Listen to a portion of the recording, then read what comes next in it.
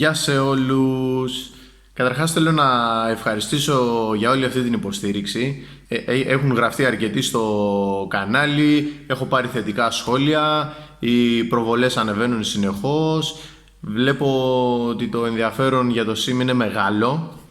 Χαίρομαι γιατί το έχω αγκαλιάσει από την πρώτη στιγμή και θέλω να το υποστηρίξω. Θα το εξελίξουμε το μηχανάκι όπως έχω υποσχεθεί, θα το πάμε βήμα-βήμα. Έτσι λοιπόν χαίρομαι, είναι όλα θετικά. Παιδιά, εντάξει, δώστε μου δύναμη. Στο σημερινό επεισόδιο θα δείξουμε το πρώτο service. Η sim λέει να το κάνουμε στα 300 χιλιόμετρα. Εγώ το ξεπέρασα λίγο, εντάξει, 429, μην με μαλώνετε. Θα δούμε τα λάδια που βγάλαμε μέσα από το μοτέρ, θα τα εξετάσουμε λίγο. Θα αιτιολογήσουμε κάποια πράγματα. Θα δούμε γιατί η sim επέλεξε να κάνουμε την πρώτη αλλαγή λαδιού στα 300 και όχι 1000 όπως άλλες εταιρείες. Τι λάδι θα βάλουμε, πώς θα σφίξουμε την τάπα του λαδιού, θα ρυθμίσουμε το συμπλέκτη που απασχολεί πολλούς αυτό το θέμα και θα κάνουμε και κάποιους άλλους ελέγχους. Θα τα δούμε όλα, παρακολουθήστε αναλυτικά και θέλω και εντυπώσεις στο τέλος και αν έχετε δει κάτι που δεν έχω προσέξει ακόμη εγώ, θέλω να μου το αναφέρετε, να το λύσουμε στα επόμενα βίντεο.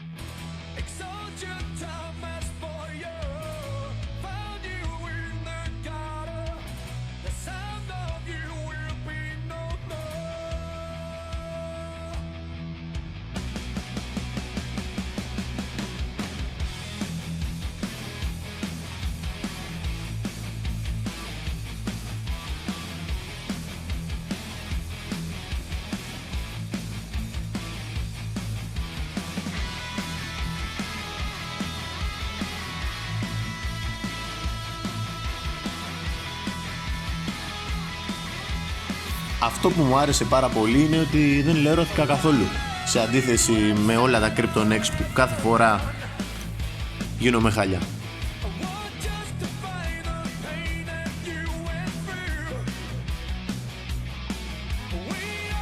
Αφήνουμε να στραγγίσει καλά, βγάζω το σιτάκι και ανακαλύπτω προς μεγάλη μου έκπληξη ότι μέσα έχει ένα μαγνητάκι. Πολύ έξυπνη κίνηση από το εργοστάσιο. Εγώ ήθελα να το κάνω σαν βελτίωση, αλλά χάρηκα πολύ όταν το είδα. Βλέπουμε πάνω γραζιά. Αυτό στην πρώτη αλλαγή λαδιού είναι φυσιολογικό, μην ανησυχείτε καθόλου. Ο τρόπος που επιλέγω εγώ να καθαρίζω τις τάπες και τις σίτες είναι με τον αέρα από το κομπρεσέρ. Ό,τι καλύτερο, δεν χρησιμοποιώ ούτε βενζίνες ούτε διαλυτικά. Φυσάω και τέλος. Σπρώχνουμε με το δάχτυλο το μαγνήτη στον πάτο από το σιτάκι.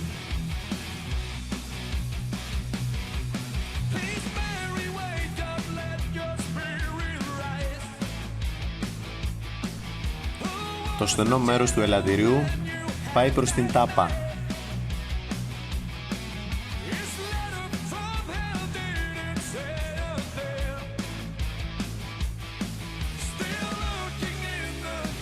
Ποτέ μην κάνετε το λάθος να βιδώσετε την τάπα απευθείας με το κλειδί.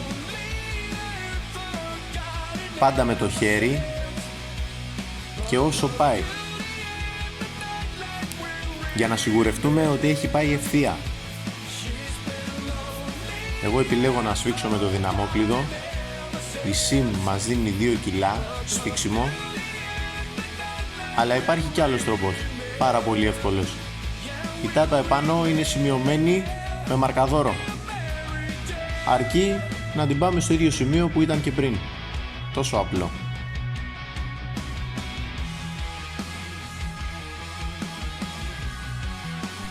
Ο κατασκευαστής μας λέει να χρησιμοποιήσουμε 1 λίτρο λάδι.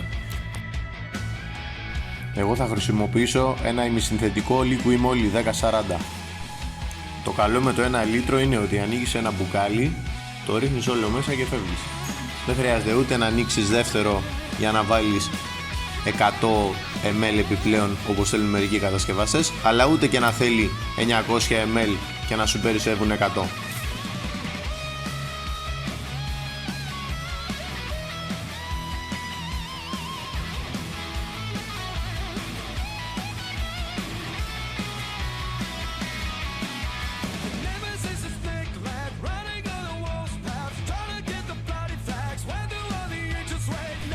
Η στάθμη είναι εκεί που πρέπει και επιπλέον βλέπουμε πόσο καθαρό είναι το καινούριο λάδι που βάλαμε.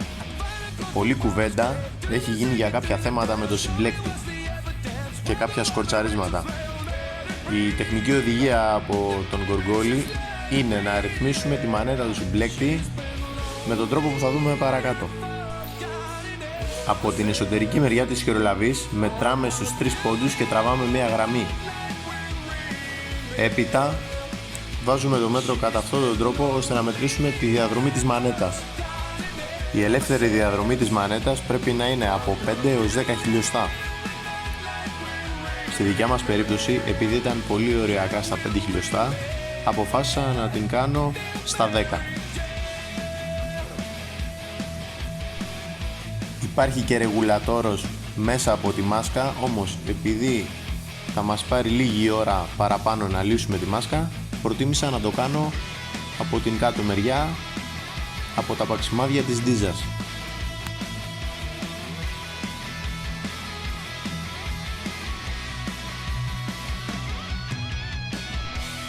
Κάνουμε έναν τελευταίο έλεγχο και είμαστε έτοιμοι.